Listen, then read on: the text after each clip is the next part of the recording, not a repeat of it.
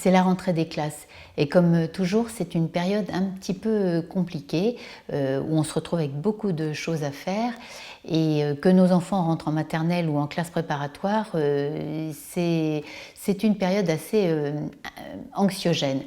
Du tracas, il y a de l'inquiétude, il y a beaucoup de questions qui se posent du côté des parents comme du côté des enfants. Et si on ne fait pas un petit peu attention, la situation peut vite tourner vinaigre et on peut se retrouver à être très énervé des deux côtés et à pas bien savoir que faire. Alors en quoi la méditation, en quoi méditer pourrait nous aider dans cette période ? En quoi d'un seul coup ne rien faire alors qu'il y a tant de choses à faire pourrait nous aider et nous porter secours? Bien, je pense que la méditation peut nous aider de trois manières en période de rentrée des classes et dans la relation à nos enfants. D'abord, on est dans un monde qui va très vite, ça on le sait tous maintenant.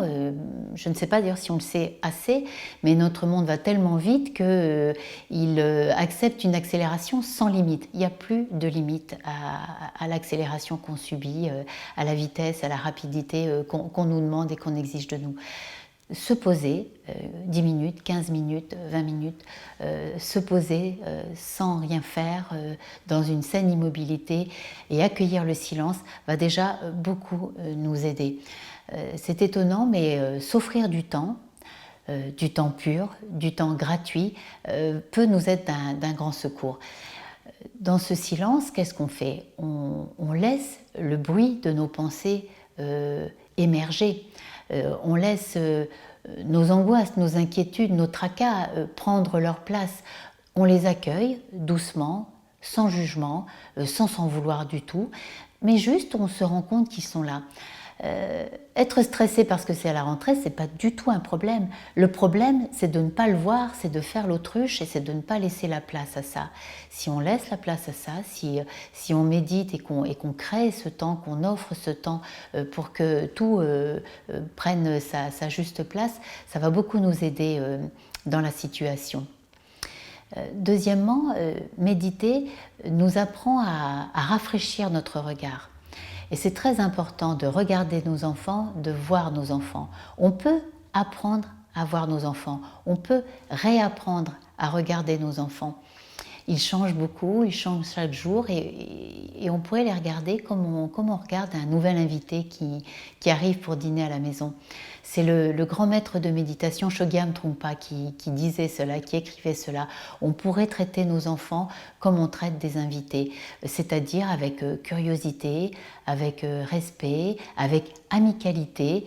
Et ça peut beaucoup nous aider et on peut même se laisser attendrir parce que voir à quel point ils changent, voir comment ils réagissent, au lieu de croire qu'on sait tous deux et qu'on les connaît comme si on les avait fait, ça va donner de l'espace en fait à la situation. Ça peut donner aussi une certaine tendresse, j'en ai parlé, mais aussi une certaine forme d'humour. L'humour, c'est l'espace. L'humour, c'est laisser de la place à ce qui arrive, aux émotions, donner de la place aux situations.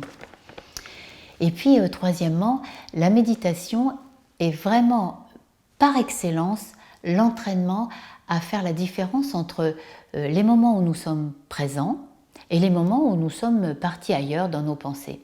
Il ne s'agit pas du tout de dire que quand on est présent, c'est bien, c'est ok, et quand on est parti, c'est pas mal, c'est mal, c'est pas bien. C'est pas du tout le propos. Là encore, c'est pas une histoire de jugement, c'est pas une histoire morale. En revanche, savoir quand on est là ou quand on n'est pas là, faire la différence entre les moments où on est pleinement là avec nos enfants et les moments où on est tout à fait en train de penser à autre chose, ça va énormément nous aider aussi. Déjà, à ne pas répondre à côté de la plaque. Généralement, les enfants nous posent une première fois la question, on n'écoute pas, on peut laisser les klaxons passer. Généralement, quand on n'est pas là, on répond pas à la question en fait. Si vous remarquez dans votre vie, on est souvent brusque, brutal, on manque à l'amour qu'on a pour nos enfants par manque de présence.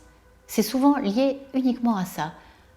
On croit qu'on est là parce qu'on est là physiquement avec eux, mais on est tout à fait ailleurs et du coup, on n'est absolument pas disponible pour eux.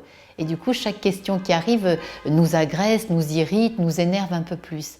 Donc on peut, avec la méditation, faire place nette de tout ça, reprendre notre présence en main, si je puis dire, et savoir quand on est là, savoir quand on n'est pas là, et agir en conséquence. Quand on est là, on peut agir, quand on n'est pas là, on est plutôt en train de réagir. Et faire la différence entre l'action et la réaction va aussi être d'une grande aide dans notre relation aux enfants. Voilà, voilà comment se poser dans l'immobilité, dans le silence, dans son corps, une dizaine, une quinzaine de minutes par jour, peut-être le matin dès le lever, peut nous aider à mieux aborder nos enfants, la situation et cette période un peu compliquée et un peu tendue de la rentrée des classes.